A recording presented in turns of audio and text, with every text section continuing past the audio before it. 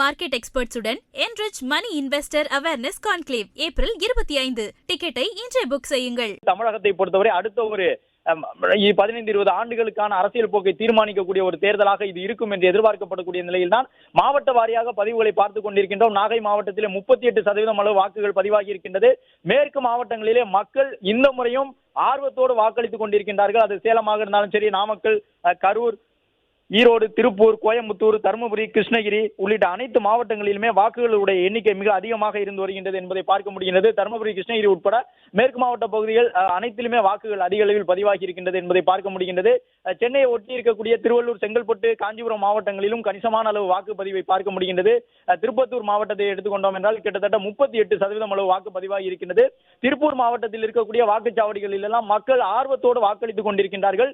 4 மணி நேரத்தில் 40% கடந்திருக்கக்கூடிய ஒரு மாவட்டமாக திருப்பூர் மாவட்டமும் இருக்கின்றது. திருப்பூரிலே வாக்காளர்கள் ஆர்வத்தோடு வாக்களித்துக் கொண்டிருக்கின்றார்கள்.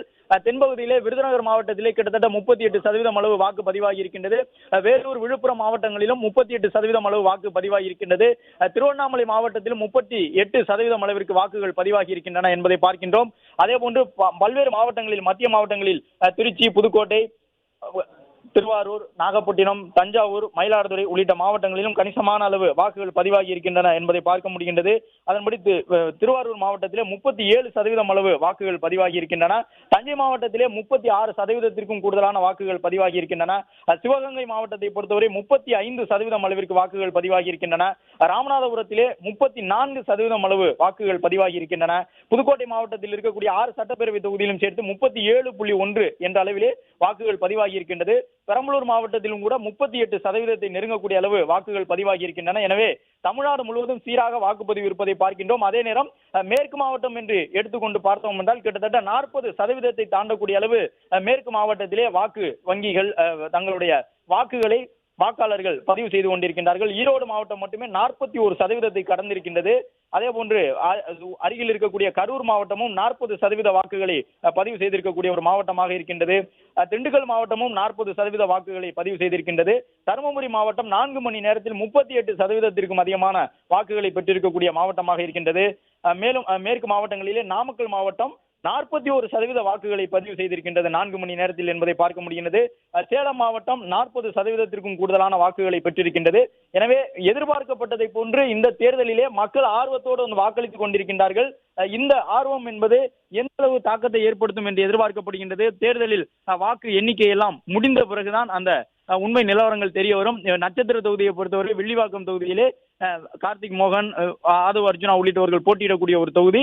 ஏறக்குறைய ஒரு 37% அளவிற்கு வாக்குகள் பதிவாகி இருக்கின்றன. கடந்த முறை இதே காலகட்டத்தில் வாக்குகள் பதிவாகும் பொழுது கிட்டத்தட்ட ஒரு 25-26% இருந்த வாக்கு எண்ணிக்கை இப்பொழுது 38% கடந்திருக்கின்றது என்பதை பார்க்கின்றோம். அமைச்சர் சேகர்பாபு களம் காணக்கூடிய துறைமுகம் தொகுதியிலே சீராக வாக்குப்பதிவு நடைபெற்றுக் கொண்டிருக்கின்றது. 35% அளவிற்கு வாக்குகள் பதிவாகி இருக்கின்றன. அதே நேரம் ஆர்கே நகர், அது மட்டுமல்லாமல் சுட்டி இருக்கக்கூடிய தொகுதிகளான கொளத்தூர், பெரம்பூர், திருவிக நகர் உள்ளிட்ட தொகுதிகளில் எல்லாம் பதற்றம் நிறைந்த வாக்குச்சாவடிகளிலே வழக்கத்தை காட்டிலும் கூடுதலான பாதுகாப்பு பணி மேற்கொள்ளப்பட்டிருக்கின்றது. காவல்துறையினர் சற்று கூடுதலாகவே அந்த பகுதியிலே பாதுகாப்பு பணியில் ஈடுபட்டிருக்கின்றார்கள். வாக்குச்சாவடிகளுக்கு வெளியே பொதுமக்கள் யாரும் தேவையில்லாமல் ஒன்று கூடுவதை தடுப்பதற்காக கடுமையான கட்டுப்பாடுகள் விதிக்கப்பட்டிருக்கின்றன. அது மட்டுமல்லாமல் அரசியல் கட்சிகளுடைய முகவர்களின் செயல்பாடு உட்பட அனைத்தையுமே சென்னையில் இருந்தவாறு கண்காணித்துக் கொண்டிருக்கிறார்கள். சிசிடிவி கண்காணிப்பு கேமராக்கள் மூலமாக ஒட்டுமொத்தமாக தமிழ்நாட்டில் இருக்கக்கூடிய 75,000க்கும் கூடுதலான வாக்குச்சாவடிகளும் இங்கே இருக்கக்கூடிய தலைமை தேர்தல் ஆணையர் அர்ச்சனா பட்நாயக் அவர்கள் மூலமாக தலைமை தேர்தல் அதிகாரி வாயிலாக கண்காணிக்கப்பட்டுக் கொண்டிருக்கின்றது. எனவே எந்த இடத்திலும் வாக்குப்பதிவிலே எந்த வகையிலும் சட்ட ஒழுங்கை சீர்கேட்கக்கூடிய விதமான நடவடிக்கைகள் நடந்துவிடக் கூடாது என்பதற்காக காவல்துறையினர் அரசு பணியில் ஊழியர்களாக தேர்தல் பணியில் ஈடுபட்டிருக்கக்கூடிய அரசு ஊழியர்கள் தங்களுடைய பணிகளை மேற்கொண்டு வருகின்றார்கள் என்பதை பார்க்கின்றோம்.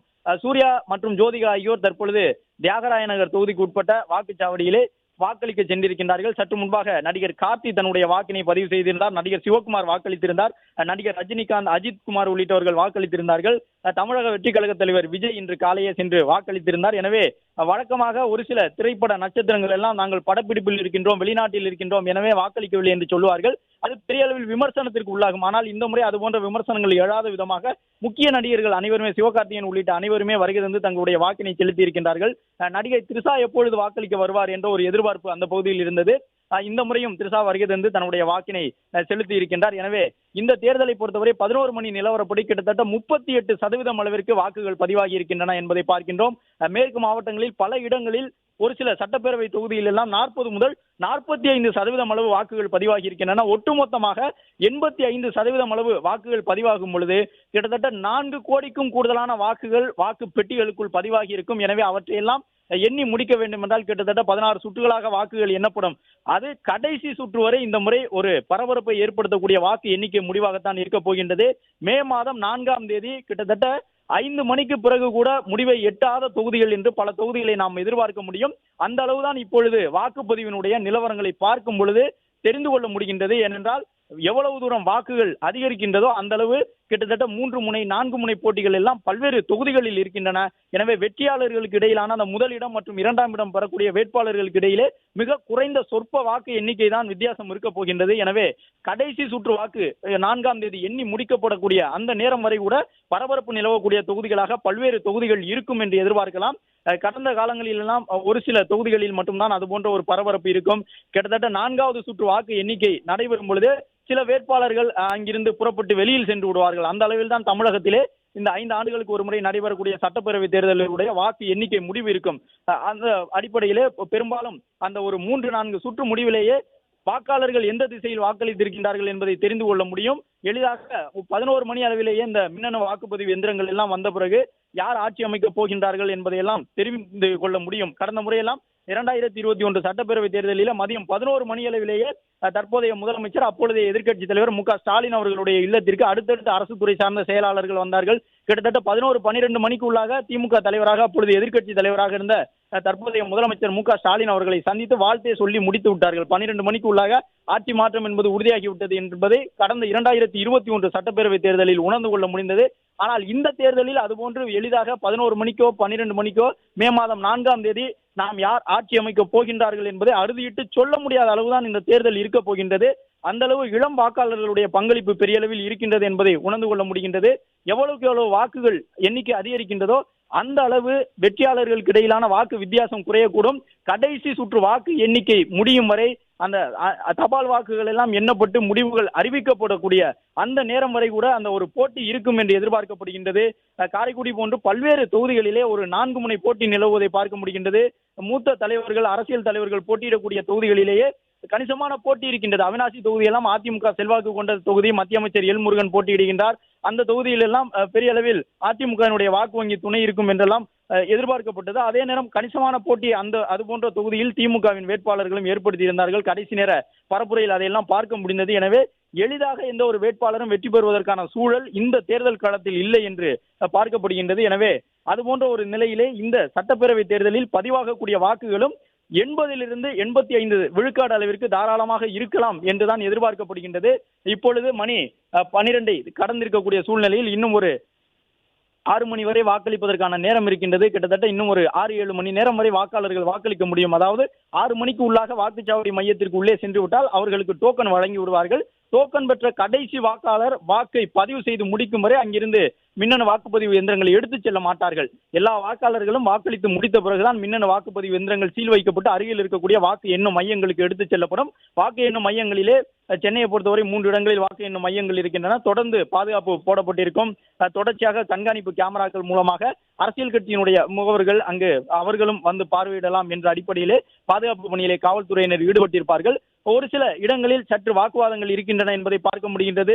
பிற்பகலுக்கு பிறகு ஒரு சில பகுதிகளில் அந்த ஒரு வாக்குவாதம் இருக்கும், போட்டி இருக்கும். அரசியல் கட்சியினுடைய முகவர்கள் எழுந்து தங்களுடைய கருத்தை முன்வைப்பார்கள். எனவே அந்த போன்ற ஒரு சூழல் ஏற்படக்கூடும் என்று எதிர்பார்க்கப்பட்ட நிலையில்தான் திருவண்ணாமலை மாவட்டத்தில் ஒரு இடத்தில் கலசப்பாக்கம் பகுதியிலே சிறிய அளவிலான ஒரு வாக்குவாதம் இருந்தது. அதே போன்று மற்ற தொகுதிகளிலும் கூட ஒரு சில இடங்களில் மத்திய மாவட்டங்களில் எல்லாம் சிறிய அளவிலான வாக்குவாதங்கள் இருந்திருக்கின்றன என்பதை கடந்து இந்த தேர்தல் அமைதியான முறையில் நடைபெற்றுக் கொண்டிருக்கின்றது. தமிழகத்தை பொறுத்தவரை எப்பொழுதுமே வாக்குப்பதிவு அமைதியாக நடைபெறும். அதன் காரணமாகத்தான் சட்டப்பேரவை, நாடாளுமன்ற தேர்தல் எதுவாக இருந்தாலும் தமிழகத்தில் ஒரே கட்டமாக தேர்தல் நடத்தி முடிக்கப்படும். அந்த அடிப்படையில் இன்று நடைபெறக்கூடிய இந்த தேர்தலும் கூட அமைதியாக நடைபெற்றுக் கொண்டிருக்கின்றது. திண்டுக்கல் மாவட்டம் ஆத்தூர் தொகுதியில 37%, புதுக்கோட்டை மாவட்டம் ஆலங்குடி சட்டப்பேரவை தொகுதியிலே 4 மணி நேரத்தில் கிட்டத்தட்ட ஒரு 38% என்ற அளவில் வாக்குகள் பதிவாகி இருக்கின்றன. திருச்செந்தூர் தொகுதியிலே 35% அளவிற்கு வாக்குகள் பதிவாகி இருக்கின்றன. தூத்துக்குடி தொகுதியிலே 37%க்கும் கூடுதலாக வாக்குகள் பதிவாகி இருக்கின்றன. எனவே சராசரியாக தமிழ்நாடு முழுவதும் கிட்டத்தட்ட ஒரு 38% அளவிற்கு வாக்குகள் பதிவாகி இருக்கின்றன. இவ்வளவு தூரம் அதிகப்படியான வாக்குகள் பதிவாகக்கூடிய சூழ்நிலையில் இது வாக்கு எண்ணிக்கையின் பொழுது எவ்வளவு பெரிய தாக்கத்தை ஏற்படுத்த போகின்றது என்பது ஒரு பெரிய அளவிலான எதிர்பார்ப்பாக இருக்கின்றது. முன்னணி market எக்ஸ்பர்ட்ஸுடன் enrich money investor awareness conclave April 25. டிக்கெட்டை இன்றே புக் செய்யுங்கள். பிளே ஸ்டோர் மற்றும் ஆப் ஸ்டோரில் இருந்து பாலிமர் செயலியை QR கோடு மூலம் பதிவிறக்கம் செய்யுங்கள். செய்திகளை உடனுக்குடன் பெறுங்கள்.